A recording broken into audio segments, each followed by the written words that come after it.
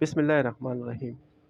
غزوہ خیبر، محرم 7 ہجری مئی 628 ہجری میں مسلمانوں اور یہودیوں کے درمیان یہ جنگ ہوئی جس میں مسلمان فتح یاب ہوئے۔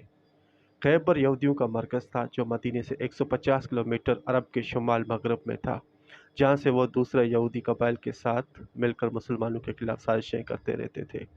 چنانچہ مسلمانوں نے اس مسئلے کو ختم کرنے کے لیے یہ جنگ شروع کی۔ یہودیوں نے عورتیں اور بچے ایک قلعے میں، سامان خورد و نوش و دیگر ساز و سامان ایک اور قلعے میں رکھ دیا اور ہر قلعے پر تیر انداز تعینات کر دیے جو قلعہ میں داخل ہونے کی کوشش پر تیروں کی بارش کر دیتے تھے۔ مسلمانوں نے پہلے 5 قلعوں کو ایک ایک کر کے فتح کیا، جس میں 50 مجاہدین زخمی اور ایک شہید ہوئے۔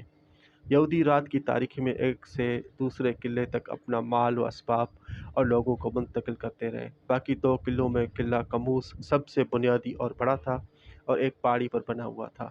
حضور پاک صلی اللہ علیہ وسلم نے باری باری حضرت ابو بکر صدیق، حضرت عمر فاروق اور حضرت سعد بن عبادہ رضی اللہ تعالیٰ عنہ کی قیادت میں افواج اس قلعے کو فتح کرنے کے لیے بھیجی، مگر مسلمان کامیاب نہ ہو سکے۔ پھر حضور صلی اللہ علیہ وسلم نے ارشاد فرمایا کہ کل میں اسے علم دوں گا جو اللہ اور اس کے رسول سے محبت کرتا ہے اور اللہ اور اس کا رسول اس سے محبت کرتے ہیں۔ وہ شکست کھانے والا اور بھاگنے والا نہیں ہے، خدا اس کے دونوں ہاتھوں سے فتح عطا کرے گا۔ یہ سن کر اصحاب خواہش کرنے لگے کہ یہ سعادت انہیں نصیب ہو۔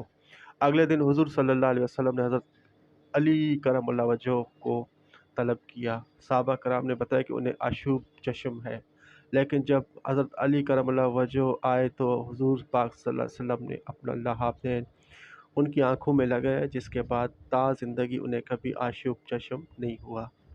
حضرت علی کرم اللہ وجہہ الکریم قلعے پر حملہ کرنے کے لیے پہنچے تو یہودیوں کے مشہور پہلوان مرحب کا بھائی مسلمانوں پر حملہ آور ہوا، مگر حضرت علی کرم اللہ وجہہ نے اسے قتل کر دیا اور اس کے ساتھی بھاگ گئے۔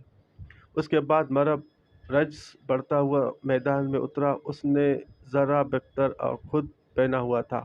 اس کے ساتھ ایک زبردست لڑائی کے دوران حضرت علی کرم اللہ وجہہ نے اس کے سر پر تلوار کا ایسا وار کیا کہ اس کا خود اور سر درمیان سے 2 ٹکڑے ہو گیا۔ اس کی ہلاکت پر خوف زدہ ہو کر اس کے ساتھی بھاگ کر قلعے میں پناہ گزین ہو گئے۔